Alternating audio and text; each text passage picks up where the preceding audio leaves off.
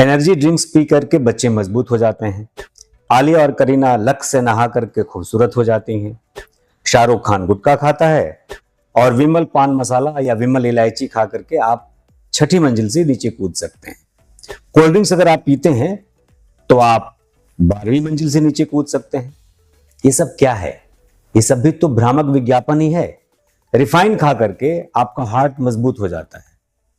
इसको भी तो आईएमए को देखना चाहिए। भ्रामक विज्ञापन के मामले में सुप्रीम अदालत ने स्वामी रामदेव और उनके सीईओ बालकृष्ण दोनों को फटकार लगाई, माफी मांगने के लिए कहा। और यह सिर्फ इसलिए है कि उसकी पूरी कंपनी ने, स्वामी रामदेव की पूरी कंपनी ने या उनके पूरे लोगों ने एक विज्ञापन के जरिए एक तरीके से एलोपैथ मेडिसिन को चैलेंज किया। सही नहीं किया, गलत किया। लेकिन सवाल यह उठता है कि आखिर पतंजलि ही क्यों, टारगेट पतंजलि ही क्यों? पतंजलि के किए कारनामे या पतंजलि की गलतियों पर कोई माफी नहीं है, कोई माफी होनी भी नहीं चाहिए, उस पर कोई लिपापोती होनी भी नहीं चाहिए।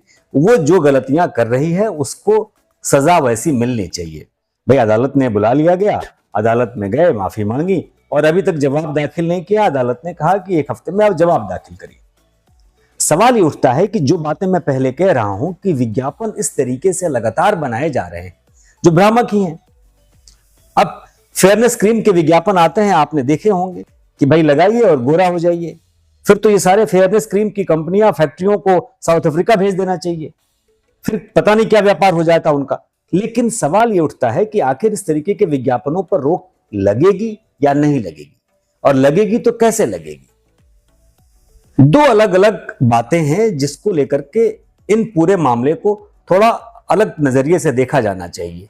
एक कि इसमें स्वास्थ्य कितना जुड़ा हुआ है, और दूसरा इन विज्ञापनों से भोली भाली जनता को कितना मूर्ख बनाया जा रहा है। हर तरह के विज्ञापन, और आजकल तो विज्ञापनों में एक ट्रेंड चल गया है कि आप उसको सीधे स्वास्थ्य से जोड़ दीजिए कि भाई ये तेल खाइए आपका स्वास्थ्य बेहतर हो जाएगा, आप ये पानी पीजिए आपका स्वास्थ्य बेहतर हो जाएगा। और ये पूरे रैकेट्स हैं, विज्ञापन के जरिए भोली भाली पब्लिक को मूर्ख बनाने का पूरा रैकेट है, और सरकार इस पर आंख मूंद कर बैठी है। ये गलती एक फैक्ट्री, एक कंपनी, पतंजलि या किसी एक XYZ की नहीं है। इस पे सरकार की नीतियों की वजह से ये सब कुछ संभव हो रहा है। तो गुनहगार सरकार भी है। अदालतों को अपनी आंखें खोलनी चाहिए। जो पुतला बिठा रखा है अदालत में जिस पे पट्टी बंधी होती है वो उतारनी चाहिए, और तब जाकर के समाज में समझ में आएगा कि वाकई में हकीकत है क्या। नमस्कार।